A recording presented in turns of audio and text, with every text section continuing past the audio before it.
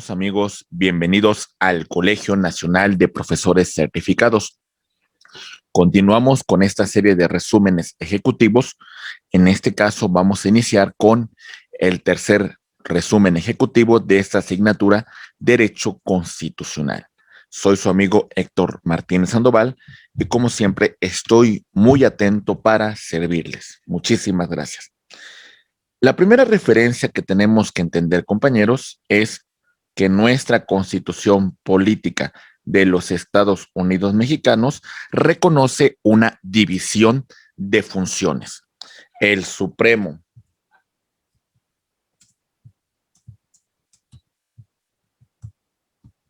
Poder de la Federación se va a dividir en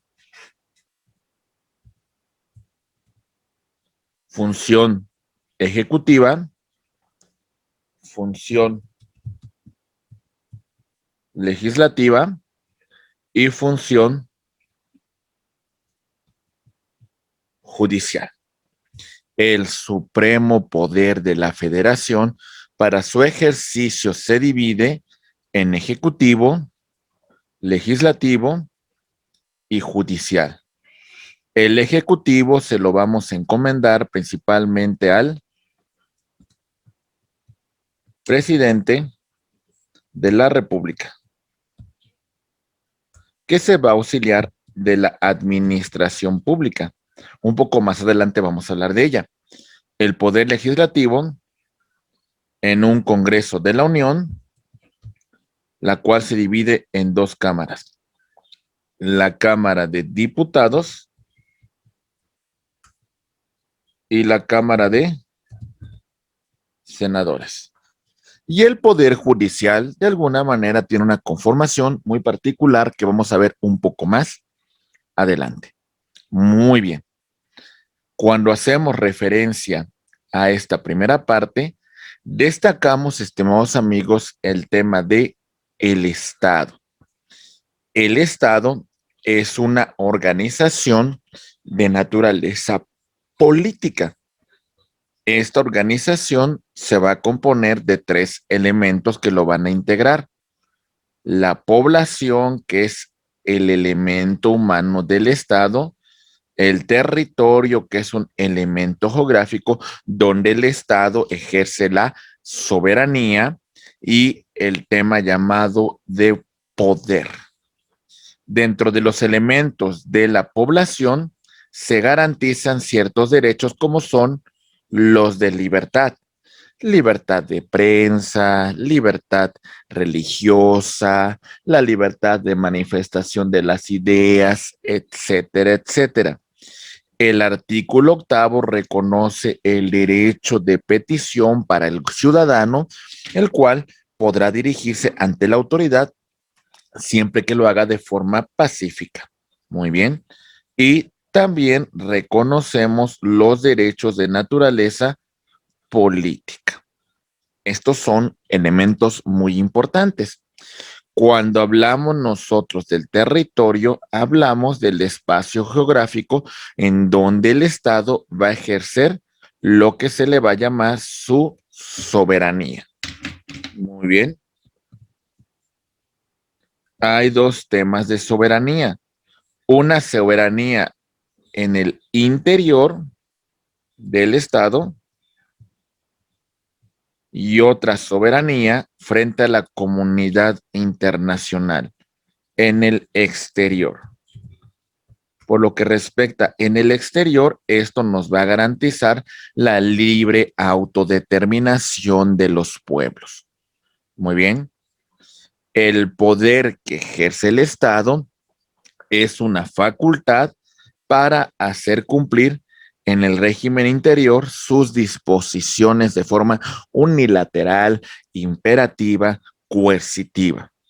Por eso definimos que el Estado tiene un poder coercitivo, la posibilidad de usar la fuerza pública para hacer cumplir sus determinaciones. Pero también existe un poder que vamos a llamar persuasivo. lo que implica que el Estado busca convencer, que el Estado busca que de forma voluntaria el gobernado se someta a la norma. Y por otra parte también aquellas personas que cumplen, aquellas personas que de alguna manera se someten a la norma, pues en algunas ocasiones se contempla un poder retributivo, que lo que se invierte, que lo que aporta el gobernado se vea traducido en buenos servicios públicos. Muy bien, excelente. Y ya mencionamos con antelación, el supremo poder de la federación se divide en una función ejecutiva, en una función legislativa y en una función judicial. Muy bien. Cuando hablamos de la función ejecutiva, vamos a señalar que realiza actos formalmente administrativos, el legislativo, actos formalmente legislativos y el judicial, actos formalmente jurisdiccionales. Muy bien, en el tema de impartición de justicia. Pero, sin embargo, vamos a destacar que existe ocasiones que el Poder Ejecutivo realiza actos que son materialmente legislativo y jurisdiccionales. A su vez, el Poder Legislativo realiza actos que son materialmente administrativos y también jurisdiccionales.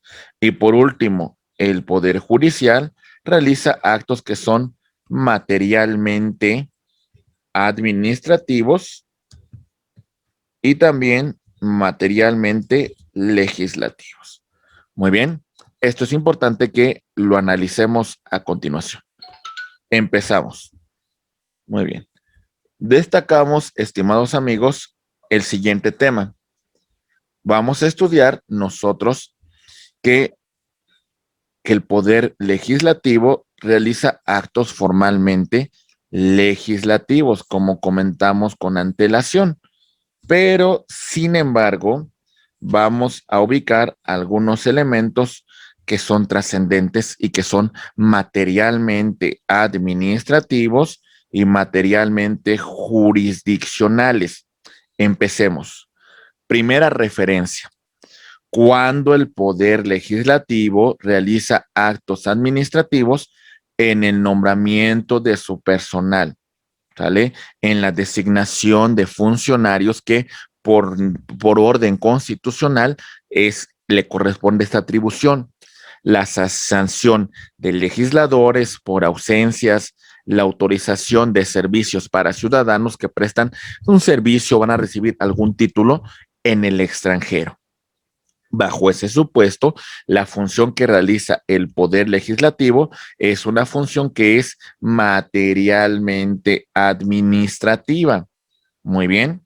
Por otra parte, una función materialmente jurisdiccional que realiza el Poder Legislativo es lo que regula el artículo 110 y el artículo 111 de la Constitución en el tema de juicio político y la cuestión de declaración de procedencia contra aquellos servidores públicos que teniendo un fuero constitucional no cumplen con el mandato constitucional y como consecuencia hay que establecer una responsabilidad. También tenemos otros aspectos importantes como son alguna función ejecutiva que realiza el poder, una función que realiza el ejecutivo es formalmente administrativa, pero tenemos algunos casos en particular que el poder ejecutivo realiza funciones materialmente legislativas y funciones materialmente jurisdiccionales. Empecemos.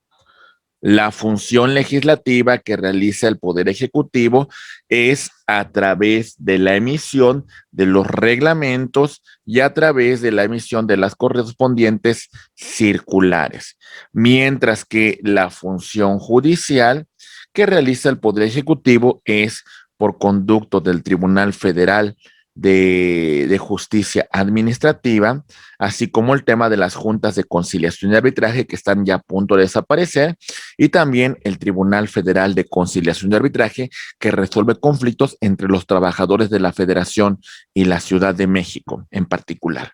Muy bien, perfecto. Continuando con nuestra exposición, señalamos que el Poder Judicial realiza actos que son formalmente jurisdiccionales. Sin embargo, también tenemos la realización de actos legislativos y actos de naturaleza administrativa. Empezamos con los actos materialmente legislativos del Poder Judicial y nos encontramos que son la emisión de reglamentos internos para los diferentes órganos que integran el Poder Judicial, así como también la respectiva fijación de jurisprudencia, porque al final de cuentas es una interpretación a la norma. Y esta, de conformidad con la ley de amparo, es de carácter obligatorio y vinculante. Realiza también el Poder Judicial funciones de naturaleza administrativa en el tema de la designación de jueces, de magistrados, la elaboración de su respectivo proyecto presupuesto de egresos. Muy bien. De todo esto que hemos mencionado, estimados amigos, es muy importante que analicemos este cuadrito sobre las atribuciones del Estado. Tenemos algunas atribuciones como por ejemplo el tema de reglamentar la vida y la actividad privada. En este caso en particular, tenemos un tema de coordinación de los intereses individuales y lo que buscamos es que estos intereses se mantengan dentro de la esfera del orden jurídico. Ese es el objetivo dentro de esta atribución. Y la limitación es que en algunos casos el Estado va a establecer algunas limitaciones a los particulares, declarando bajo qué supuestos son ilícitas o son ineficaces. Muy bien. Otro punto que debemos destacar es el fomento y la limitación a la actividad privada. Muy bien, tenemos un mayor control por parte del Estado y en este caso el Estado coordina los intereses individuales frente al interés público. Los aspectos de la vida privada son vigilados por el Estado. Por lo tanto, hay un sistema de control, ¿vale? Y requerimos para que pueda funcionar la actividad de un particular previa autorización por parte del Estado. Muy bien. Siguiente atribución, la sustitución total o parcial de la actividad particular. En este caso, pues prácticamente nos encontramos con un objetivo muy en particular, promover todo lo que pueda surgir a favor no de interés particular, sino del bienestar público. Bajo este supuesto, se limita una intervención de los particulares. Hasta cierto punto, si hay cierta intervención, va a ser paralela entre el Estado y los particulares para tener un mayor control. Pero bueno, después de toda esta introducción al tema de la división de funciones, al tema de la administración del Estado, vamos a empezar nosotros con la función de un primer poder, el poder legislativo. El poder legislativo va a estar integrado por un Congreso de la Unión, el cual se va a dividir en Cámara de Diputados que representan al pueblo y en la Cámara de Senadores que representan el Pacto Federal. Muy bien, Pacto Federal. En este sentido, estimados amigos, la Cámara de Diputados se va a encontrar integrada por 500 diputados, de los cuales estos hay 300 electos por el principio de mayoría relativa. Es decir, estos diputados se someten al voto público. Muy bien. Y gana el cargo el diputado que hubiese obtenido el mayor número de votos, es decir, se rige por el principio de mayoría relativa. Nuestro país, para elegir estos diputados, se va a dividir en 300 distritos electorales, como nosotros podemos ver en este mapa. No tiene que ver con una distribución geográfica, tiene que ver con nivel de población, para que ustedes lo tomen en consideración en este supuesto. Recuerden, los diputados representan al pueblo. Bajo este principio, entonces dividimos a nuestro país en 300 distritos electorales, conformando toda estos distritos que llamamos electorales. Muy bien, vámonos al siguiente punto. Muy bien. Ahora hablamos de los 200 diputados de representación proporcional, que principalmente esto se lo debemos a la reforma portiguista cuando se encontraba de secretario de gobernación Jesús Reyes Heroles, para darle un poco más de fuerza a la oposición. En su momento tenía cierta justificación estos diputados, pero en la actualidad pareciese que no tienen mucho sentido ya que lo conformemos. Estos diputados no participan en ninguna elección, ¿sale? Nadie los elige. El país se va a dividir en 5 distritos electorales. Muy bien. Nuestro país se divide en 5 distritos electorales. 5 circunscripciones, para ser más exactos. Ok. En cada circunscripción electoral, el partido político va a presentar una lista con 40 diputados bajo este principio. El partido político va a obtener un curul de acuerdo al resultado de la elección federal. Muy bien, de la elección federal. Esto implica, estimados amigos, que para dar un curul, por lo menos el partido político debe tener un 2%.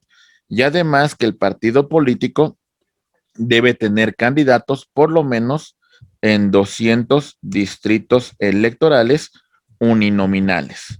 Muy bien, por lo menos en 200 distritos electorales uninominales. ¿Vale? Para que tenga derecho a que se le asignen diputados bajo el principio de representación proporcional. Dividimos al país en 5 circunscripciones electorales, tal y como lo podemos ver en el siguiente esquema. Aquí va. Ahí está. ¿Sale? La primera circunscripción electoral, la cual podemos ver aquí, se encuentra conformada por 8 estados y tiene 660 distritos electorales. La segunda circunscripción la tenemos de este lado, se va a conformar por 8 estados con 62 distritos electorales, señalando que la primera circunscripción electoral se va a ubicar en la ciudad de Guadalajara y la segunda circunscripción electoral la vamos a ubicar en la ciudad de Monterrey. La tercera circunscripción electoral, la cual la tenemos aquí en el centro del país, se va a ubicar, tiene 7 estados y 60 distritos electorales. La capital de esta circunscripción la vamos a ubicar en la ciudad de Toluca. Tenemos, por otro lado, la cuarta circunscripción, la cual se va a encontrar integrada por 5 entidades y 52 distritos electorales. La capital la tenemos en la Ciudad de México. Y por último, la quinta circunscripción electoral la vamos a ubicar en el sureste mexicano y la conforman 4 entidades y 62 distritos electorales, teniendo como capital la ciudad de Jalapa en Veracruz. Así encontramos distribuidas las distintas circunscripciones electorales para la elección de diputados plurinominales. Como mencionamos, cada partido deberá presentar una lista para cada circunscripción electoral en la cual deberá tener 40 diputados bajo este principio. Recuerden, estimados amigos, mientras más cerca de la lista nos encontremos, existe más posibilidad de ocupar un curul. Regresamos la presentación y ahora, estimados amigos, vamos a pasar al tema de la Cámara de Senadores. Los senadores representan el pacto federal. Se conforma por un total de 128 senadores, de los cuales 64 son electos por el principio de mayoría relativa, es decir, estos participan en elecciones. Muy bien. Estos van a representar al Estado, y es decir, vamos a elegir 2 senadores bajo este principio por entidad federativa. Muy bien, perfecto. Ok. Es importante señalar una distinción con la Cámara de Diputados. En la Cámara de Diputados, el diputado es electo por un periodo de 3 años, mientras que en la Cámara de Senadores su periodo de elección es de 6 años. Tenemos también los senadores bajo el principio de representación proporcional, en la cual vamos a dividir a nuestro país en una sola circunscripción electoral. Imaginemos que todo esto representara una sola circunscripción electoral. Los partidos políticos van a presentar una lista, ¿vale? Y esta lista por lo menos va a tener 32 senadores. Se va a asignar un curul cuando se represente por lo menos el 2% de la votación, ¿sale? Y esto depende del resultado de la elección federal para el otorgamiento de una curul. Muy bien, perfecto. Regresamos y vemos que tenemos otros senadores, los senadores que operan bajo el principio de primera minoría. Este va a ocupar el cargo el partido político que hubiese quedado en segundo lugar de la elección de senador en una entidad federativa. Es decir, como un premio de consolación, como un premio de representación política, vamos a otorgar esta primera minoría. Muy bien.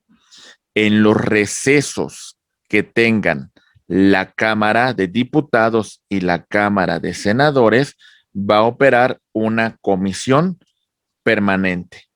Esta comisión permanente se encuentra integrada por 37 legisladores, de los cuales 19 son diputados y 18 son senadores.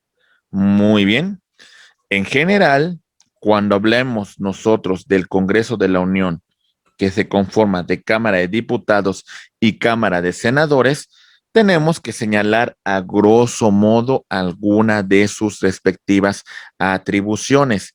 Reiteramos, Congreso de la Unión, la reunión de las 2 cámaras, los diputados y los senadores. Tenemos sesiones que son ordinarias, que se encuentran previamente ya agendadas dentro de la Ley Orgánica del Poder Judicial y dentro de la propia Constitución. La primera sesión ordinaria inicia el 1 de septiembre y concluye a más tardar en el mes de diciembre del año en curso. Y la segunda sesión va a iniciar, si no mal recuerdo, el 1 de febrero y concluye el 30 de abril. Muy bien. Y en los recesos de estas comisiones, pues, de esta sesión ordinaria, recuerden que tenemos la comisión permanente. Las sesiones extraordinarias es cuando las necesidades del país requieren que los diputados se encuentren sesionando. Alguna de las funciones en particular que realiza el Congreso de la Unión es la aprobación de leyes e impuestos, la intervención de estas 2 cámaras, la declaración de guerra previa requerimiento que realice el Poder Ejecutivo, la aprobación del presupuesto nacional Y bueno, también en particular la aprobación, rechazo de tratados, convenciones, la ratificación de algunas designaciones diplomáticas que realice el Poder Ejecutivo. Muy bien. Entonces, recordemos, su principal función del Congreso de la Unión es la aprobación de leyes. Recuerden que también cuando hablamos de leyes, hablamos de que también puede ser objeto de modificación la Constitución, pero en este caso, de conformidad con el artículo 135, requerimos una mayoría calificada de 2/3 de los miembros presentes del Honorable Congreso de la Unión. Muy bien, vamos a continuar, estimados amigos. Ahora, a grosso modo, vamos a hacer un estudio de del poder ejecutivo. ¿Cómo se integra? Empecemos. Poder ejecutivo. Su titular es el presidente de los Estados Unidos mexicanos. La duración en su encargo es de 6 años y es electo por el voto directo de los mexicanos por el principio de mayoría relativa. Es decir, ocupa el cargo aquel candidato que hubiese obtenido el mayor número de votos. Las distintas clases de presidente que tenemos son el electo, es el presidente que ha ganado las elecciones y que ha tenido la constancia de mayoría por conducto del Tribunal Electoral del Poder Judicial de la Federación. Muy bien, tenemos el presidente vigente, que es el que actualmente se encuentra ejerciendo funciones, llevando su actividad constitucional. El interino es cuando falta el presidente de la República. Y bueno, esto ocurre dentro de los primeros 2 años. Entonces lo que va a ocurrir es que va a convocar a nuevas elecciones. Sustituto concluye el mandato del titular cuando su ausencia son en los últimos 2 años, y en este caso pues concluirá la función de presidente de la República, y el provisional cuando no se encuentra reunido el Congreso y bueno, hay ausencia del presidente, la comisión permanente convoca al Congreso, pero la comisión previamente designa un presidente provisional, el cual tiene la función de convocar al Congreso de la Unión para la designación de un presidente interino o de un presidente sustituto, según sea el caso. Muy bien. Continuando con este estudio, compañeros, les señalamos que algunos de los requisitos que se necesitan para ser presidente de la República es ser ciudadano mexicano, ¿sale? Y puede ser que seamos hijos de padre o madre mexicanos, es decir, alguno de ellos pudiese ser extranjero. Tenemos también que necesitamos haber residido en el país durante todo el año anterior al día de la elección, ¿sale? Porque en teoría, pues tenemos que tener un conocimiento real de nuestro país, no pertenecer al estado eclesiástico ni ser ministro de algún culto, por la cuestión del estado laico y la separación de la iglesia con el estado. Otra cuestión importante es no estar activo, no pertenecer al ejército, ni ejercer alguna función de secretario de Estado, a menos que exista una separación de 6 meses del cargo antes de la elección. Muy bien. Alguna de las principales funciones que ejerce el titular del Poder Ejecutivo son las siguientes. Muy bien, vamos a verlas. Primera, destacamos la promulgación y ejecución de leyes que expida el Honorable Congreso de la Unión, aunque también tiene el derecho de veto y hacer las observaciones que estime conducentes. Por otra parte, también tenemos la de remover y nombrar a los empleados de la Unión, a los miembros de la administración pública centralizada y desconcentrada principalmente. También tenemos, estimados amigos, el tema de preservar la seguridad nacional porque él es el comandante supremo de las Fuerzas Armadas Mexicanas y, bueno, de alguna manera ello implica una cuestión de preservar esta institución. Por otra parte, también dispone de la Guardia Nacional para la seguridad interna de nuestra nación y realiza la declaración de guerra en nombre de los Estados Unidos mexicanos, previa ley que emita el Congreso de la Unión.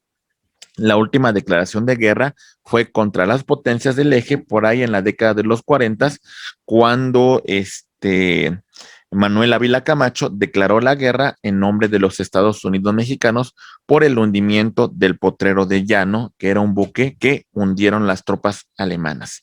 Muy bien. Y tenemos también la designación del fiscal general de la República con la ratificación correspondiente de el titular de, en este caso, del Senado de la República. Perdón. Muy bien, vamos a continuar, compañeros, y en general destacamos cómo funciona la administración pública, de la cual es titular el presidente de la República. Existe una administración centralizada en la cual tenemos una organización en las cuales todos van a orbitar dentro de la esfera de poder del Ejecutivo. El Ejecutivo es el mando, el Ejecutivo es el que tiene el control y es el titular de la administración pública. En esta función, el Ejecutivo se va a apoyar de las secretarías, ¿vale? Ejecutivo, presidente de la República, para el ejercicio de sus funciones, se apoya en distintas secretarías. Aquí tenemos también la Consejería Jurídica de Presidencia de la República y demás órganos que integran la administración pública centralizada. Muy bien. Estas secretarías, esta Consejería Jurídica, dependen estructural y jerárquicamente del titular del Poder Ejecutivo, por lo cual el Poder Ejecutivo pues, puede remover libremente a estos órganos que integran la administración pública centralizada. Muy bien. Algunos temas en particular de la administración pública centralizada es que se van a apoyar, como lo hemos señalado con antelación, en las respectivas secretarías de Estado. El titular es el presidente de la República y se apoya con este conjunto de unidades administrativas que dependen y que se van a modificar cada sexenio, pues de conformidad con el Plan Nacional de Desarrollo que hubiese presentado el nuevo titular del Ejecutivo. Muy bien, las secretarías de Estado son órganos especializados, son órganos que forman parte de las ramas de la administración pública. De alguna manera prestan servicios, actividades encomendadas a distintas dependencias bajo la autoridad directa y suprema del Ejecutivo, de su titular. Y esto garantiza acción de gobierno en la ejecución de la ley y en el cumplimiento del servicio público para el cual se encuentra constituida esta función de los organismos centralizados. Pero recordemos que hay una dependencia directa de estos organismos con el presidente de la República, quien es el titular y puede disponer libremente de esta administración.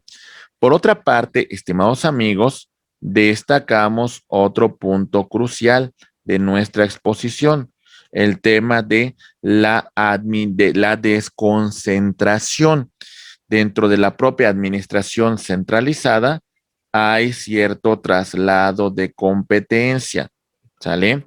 Este traslado es una función de decisión en la cual un superior, que sería la Secretaría de Estado, delega ciertas atribuciones a un órgano inferior.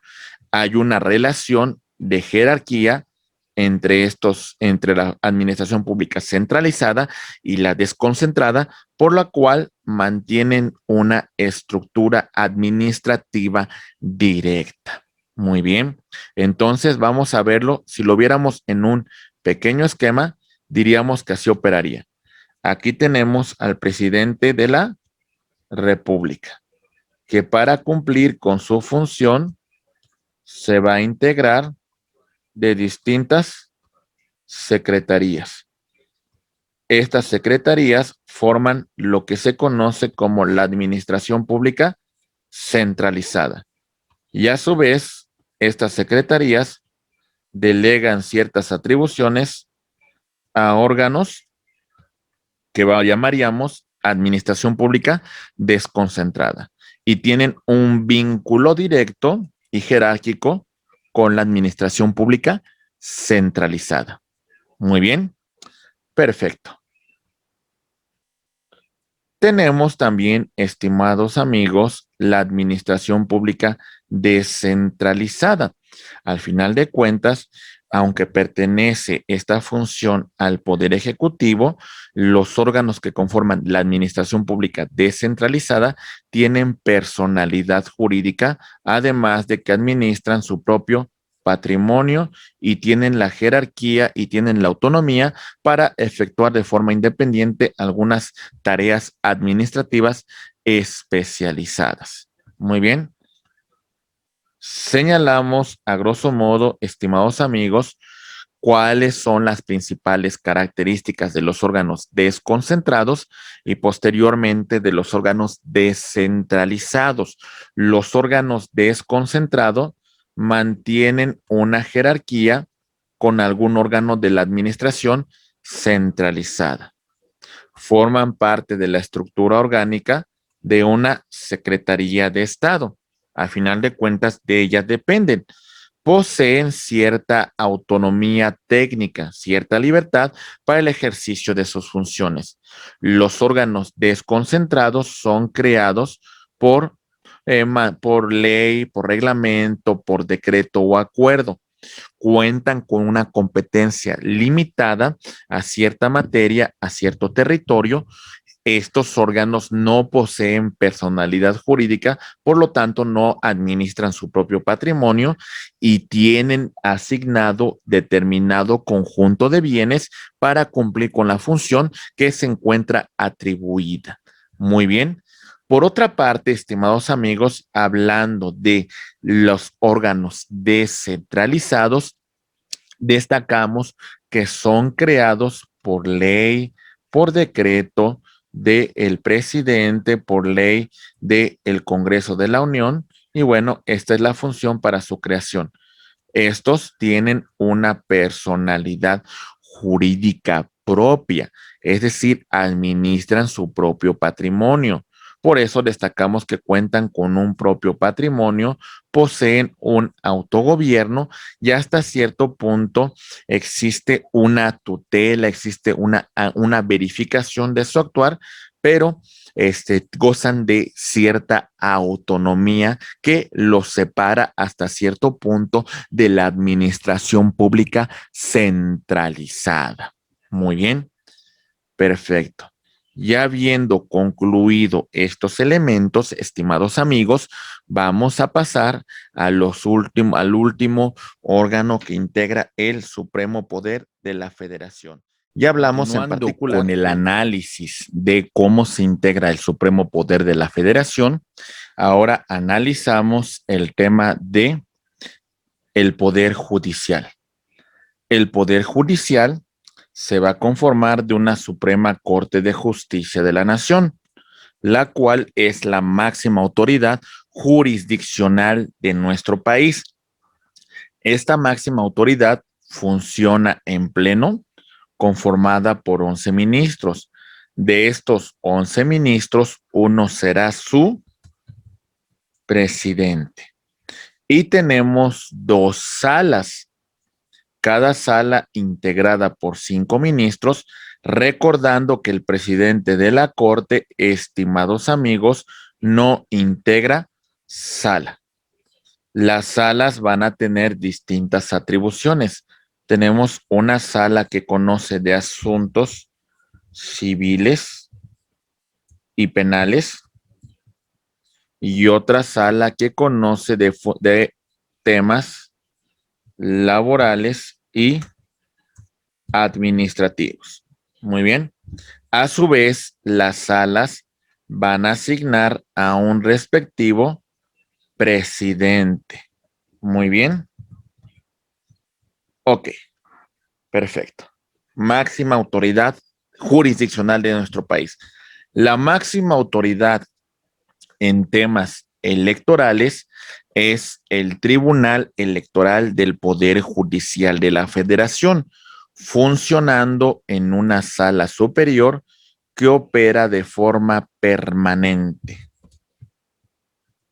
y se ubica en la Ciudad de México. Y tenemos 5 salas regionales que operan durante la jornada electoral. Las salas regionales se van a ubicar, la primera en Monterrey, perdón, Guadalajara sería la primera circunscripción, la segunda circunscripción sería Monterrey, la tercera circunscripción sería Toluca, la cuarta circunscripción sería Ciudad de México y la quinta circunscripción sería Jalapa, Veracruz. Así serían nuestras cinco circunscripciones regionales del Tribunal Electoral del Poder Judicial de la Federación y solamente van a actuar durante las jornadas electorales. Recordemos que el Tribunal Electoral del Poder Judicial de la Federación califica las elecciones para presidente de la República, así como también para diputados federales y también para el tema de senadores, otorgando las constancias de mayoría a los candidatos que hubiesen resultado electos. Pero también va a ser un órgano de revisión, ¿sale? En la calificación de las elecciones locales. Muy bien. Para que estos datos queden muy claros cómo funciona, cómo opera el poder, el Tribunal Electoral del Poder Judicial de la Federación. Tenemos, por otra parte, a los tribunales de circuito, a los juzgados de distrito. Para explicar este tema, es importante destacar que nuestro país se divide en distritos judiciales, en circuitos judiciales.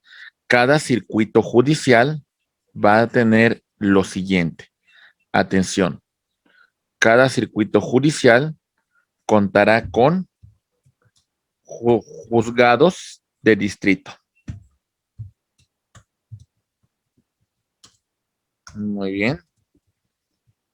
Contará con tribunales unitarios de circuito.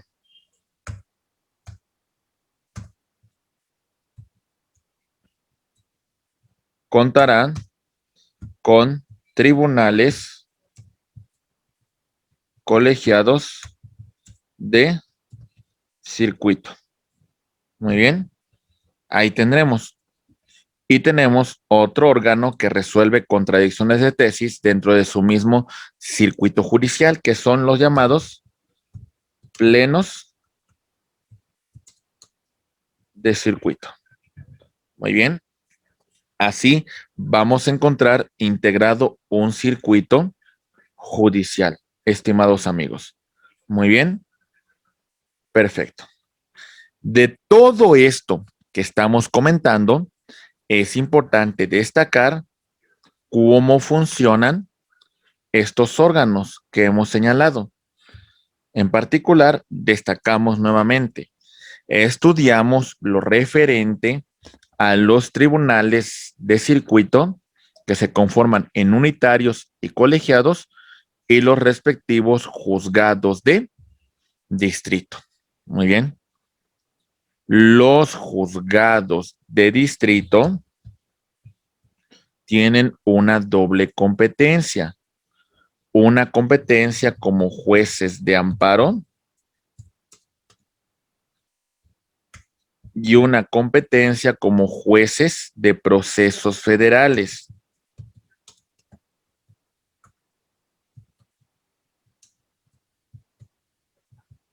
Si hablamos su competencia como jueces de amparo, su superior jerárquico serían los tribunales colegiados de circuito.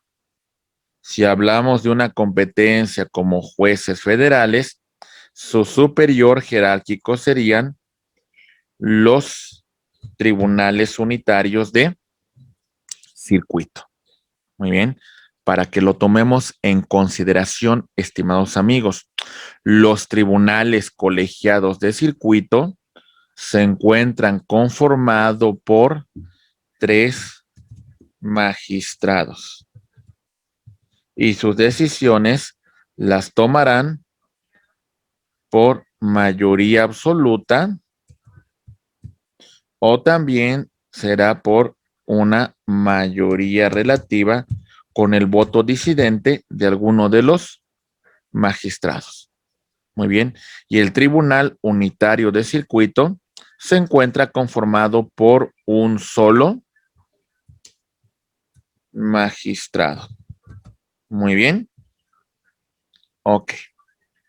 Tenemos un órgano que vigila, un órgano que está al pendiente del buen funcionamiento de estos órganos.